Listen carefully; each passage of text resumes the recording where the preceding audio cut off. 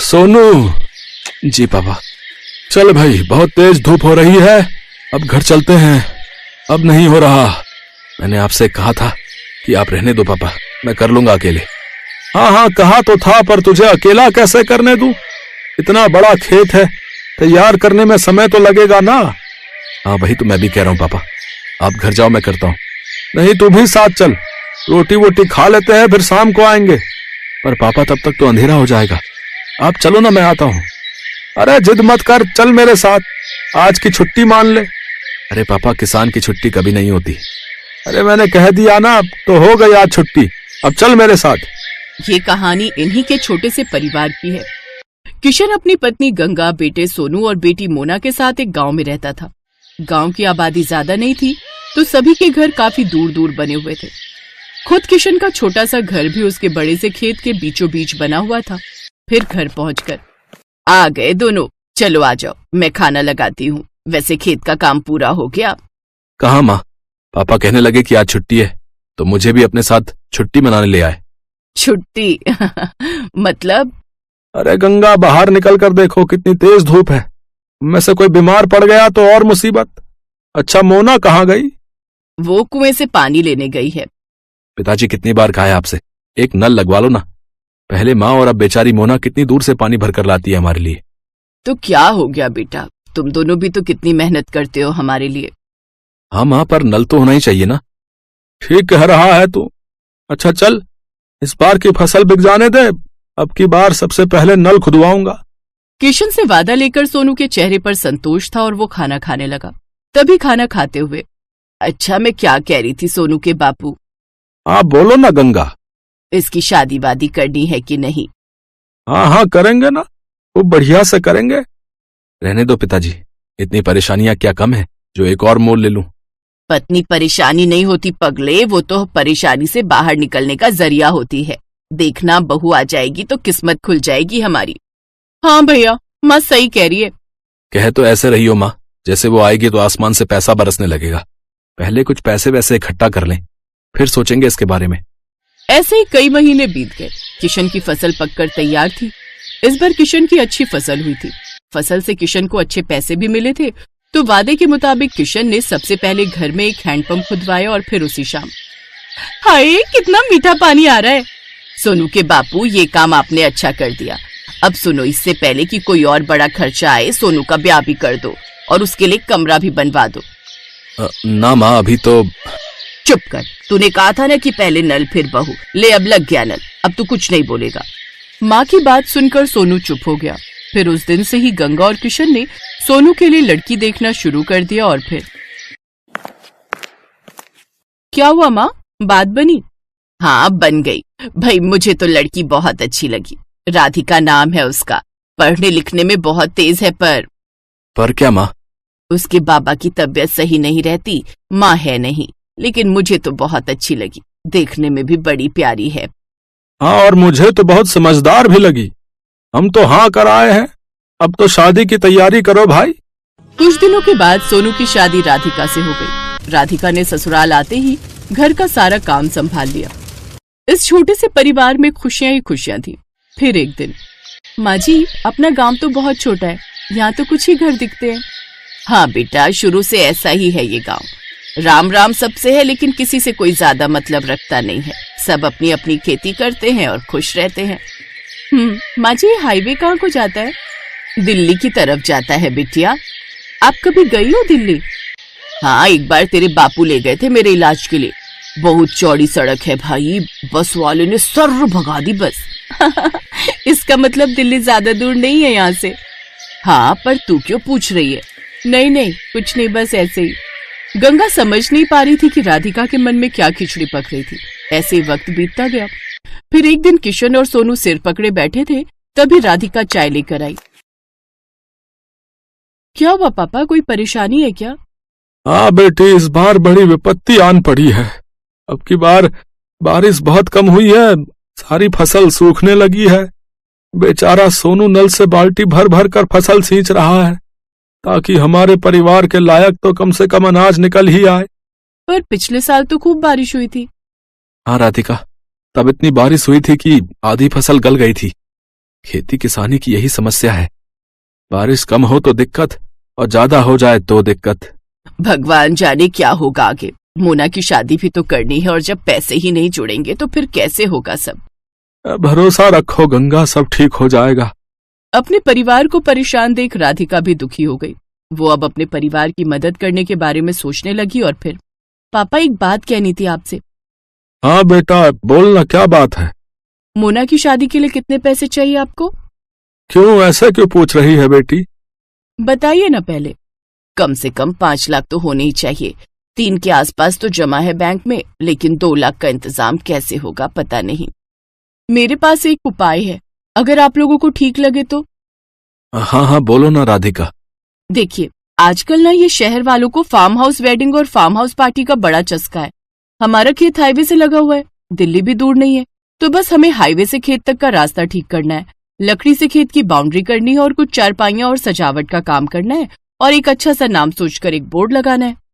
बेटा मुझे तेरी बात कुछ कुछ समझ में आ रही है, इस सब के लिए पैसे कहाँ से आएंगे?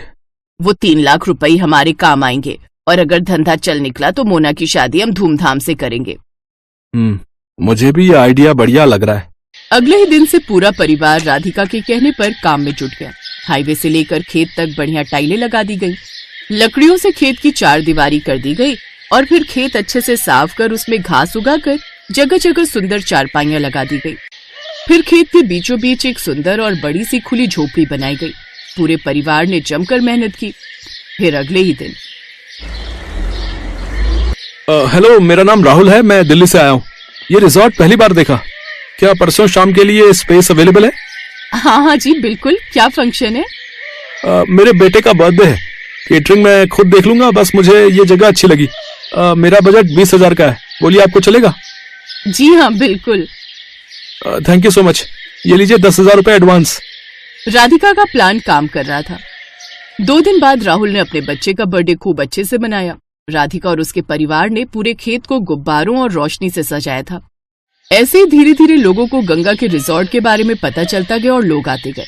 अब तो राधिका और उसके परिवार को काम से फुर्सत नहीं थी। फिर ठीक 2 साल बाद, भैया खाना जल्दी लगाओ, बारात आने वाली है। जी मैडम, अभी लगाता हूँ।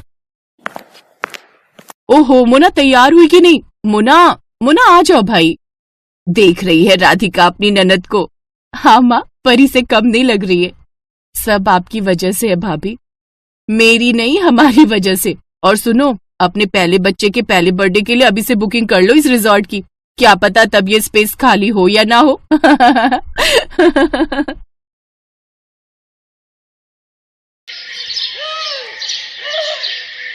विदाई के वक्त सिमरन अपने पिता से लिपट कर खूब रोती है। बाबा बाबा, मुझे आपकी बहुत याद आएगी, अब मैं कैसे रहूंगी आपके बिना। बेटी, जब भी तेरा मन करे तो आ जाना, ये घर हमेशा तेरा ही रहेगा। जा बेटी, अब अपनी माँ से भी मिल ले। माँ, मुझे आपने जो भी प्यार दिया उसके लिए शुक्रिया। अब ज्यादा ड्रामे मत दिखाओ और अब जा यहाँ से। ये कहकर रमोला उसे धक्का देते है कि तभी उसका पति नैतिक उसे संभाल लेता है। क्या हुआ, तुम गिर कैसे गई? वो लहंगा पैर में अटक गया था, बस इसी वजह से। फिर सिमरन अपने मन में सोचती है, अच्छा हुआ माँ को धक्का देते हुए किसी ने नहीं देखा। मैं हमेशा माँ के प्यार के लिए तरसती रही, लेकिन उन्होंने मुझे कभी प्यार नहीं दिया। फिर सिमरन ब्याह कर घर आ जाती है। उसकी सास ने उसके स्वागत में गुलाब के फूल बिछाए होते हैं। साथ ही वो बड़े प्यार से उनकी आरती उतारती है और गिफ्ट में उसे सोने का हार देती है। ये ले मेरी प्यारी बहू, तेरा सगुन। बहू, अब से ये घर तेरा है और हम सब भी। तुझे कुछ भी चाहिए होगा या किसी काम में मदद चाहिए हो तो हमें कहना। अच्छा, अब तुम दोनों थक गए होंगे, थोड़ी देर आराम कर लो, बाकी की रस्में फिर करेंगे। शुक्रिया माँ जी। सिमरन नैतिक के साथ कमरे में चली जाती है और आराम करती है। फिर दिन के 1 बजे उसकी नींद खुलती है। ओह गॉड, कितनी देर हो गई, मेरी पहली रसोई की रस्म भी अभी बाकी थी। माँ जी तो बहुत गुस्सा करेंगी। सिमरन जल्दी से बाथरूम की तरफ जाती है, लेकिन बाथरूम से नहाकर निकल रहा नैतिक सिमरन से टकरा जाता है और सिमरन फिर गिरने वाली थी कि तभी वो उसे संभाल लेता है। इतने में उनके कमरे में सिमरन की सास कमला आ जाती है। अरे बच्चों, ये क्या कर रहे हो? कम से कम दरवाजा तो बंद कर लेते। माँ ऐसा कुछ नहीं है, वो तो बस हम टकरा गए थे। कोई नहीं बच्चों, अभी तो तुम्हारे दिन है खेलने कूदने के। चलो अच्छा, अब तुम दोनों फ्रेश होकर नीचे आ जाओ, खाना लग गया है टेबल पर। माँ जी मुझे माफ कर दीजिए, मेरी आंखें नहीं खुली। कोई बात नहीं बेटी, मैं समझती हूँ, शादी की थकान होगी अभी शरीर में। अपनी सास की बात सुनकर सिमरन सोचती है, माँ जी ने तो मुझे बिल्कुल भी नहीं डांटा, लेकिन जब मैं अपने घर पर एक बार लेट उठी तो माँ ने क्या हाल कर दिया था मेरा। हे भगवान, सुबह के 9 बज गए और ये अभी तक सोई पड़ी है। इतने बजे तक सोती रहेगी? अरे घर के काम धाम नहीं करने क्या? तेरे पापा का टिफिन और घर की साफ सफाई कौन करेगा? चल अब उठ। माँ मेरी तबीयत ठीक नहीं और बुखार सा भी लग रहा है। तू ऐसे नहीं मानेगी। रमोला बस भी करो, आखिर तुम कितना कठोर बनोगी मेरी बेटी के साथ। मैं जानता हूँ कि तुमने उसे जन्म नहीं दिया, लेकिन कभी तो उस पर झूठी ममता दिखा दिया करो। आप चुप रहिए जी, मैं जो कर रही हूँ इसकी भलाई के लिए कर रही हूँ।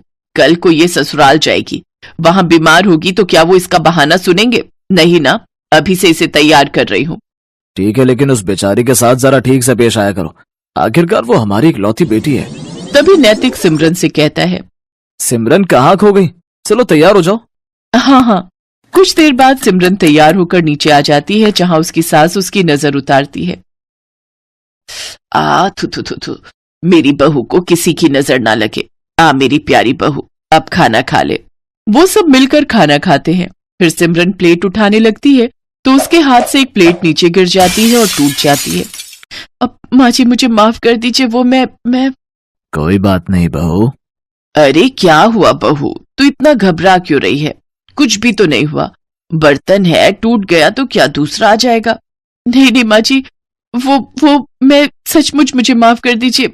मैं बहुत गड़बड़ करती हूँ, मुझे मत जलाइए, मत मारिए। करम जली, तूने ये नया कप तोड़ दिया, मेरा नुकसान कर दिया। अब देख मैं क्या करती हूँ। रमोला चूल्हे में से गरम लकड़ी निकालकर सिमरन के हाथ पर लगा देती है। सिमरन जोर जोर से चिल्लाती है, मत जलाइए मुझे, मत जलाइए। नैतिक जल्दी से सिमरन को गले से लगा लेता है। क्या हुआ? कौन जला रहा है तुम्हें? बहू क्या हुआ मुझे बता। माँ जी एक बार मुझसे ऐसे किसी का कप टूट गया था तो उसने मुझे जला दिया था। लेकिन हम तुझे ऐसी कोई सजा नहीं देंगे। तू मेरे पास आ और मेरे गले लग जा। मेरी बच्ची, यूं घबराते नहीं। ऐसे ही दिन गुजरते हैं। कमला अपनी बहू को बहुत प्यार करती थी। वो उसे किसी भी गलती के लिए डांटती नहीं थी, वो उसे प्यार से समझाती थी। कमला अपनी बहू के लिए कुछ न कुछ खाने के लिए बाजार से लाती रहती या नए नए कपड़े उसके लिए बनवा देती। अपनी सास का ऐसा प्यार देख सिमरन की आंखें खुशी से भीग जाती थी।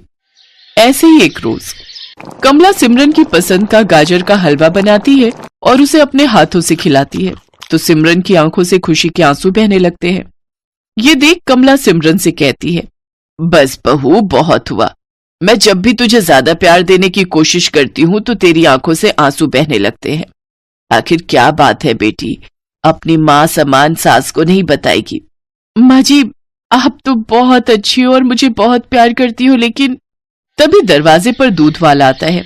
सिमरन को देखकर उसकी नजर उस पर फिसल जाती है और वो उसका हाथ पकड़ लेता है। छोड़ो छोड़ो मुझे, छोड़ो। एकदम मलाई की तरह मखमली हो तुम तो।